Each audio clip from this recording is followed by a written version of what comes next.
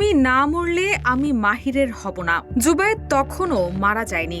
বাঁচার জন্য 2 তলার সিঁড়ি বেয়ে উপরে ওঠে। 3 তলায় দাঁড়িয়েছিল বর্ষা। তখন বর্ষাকে দেখে জুবায়েদ বলে, আমাকে বাঁচাও। কিন্তু বর্ষা বলে, তুমি না মরলে আমি মাহিরের হব না। এরপর সে জুবায়েদের মৃত্যু নিশ্চিত করে। তখন জুবায়েদ বাঁচার জন্য দরজায় কড়া নেড়েও সাড়া পায়নি। 21 অক্টোবর দুপুরে ডিএমপির মিডিয়া সেন্টারে আয়োজিত এক সংবাদ সম্মেলনে জগন্নাথ বিশ্ববিদ্যালয়ের শিক্ষার্থী ও ছাত্রদল নেতা জুবায়েদ হোসাইনের চাঞ্চল্যকর হত্যাকাণ্ডের ঘটনার এমন নির্মমতার বর্ণনা দিয়েছে পুলিশ।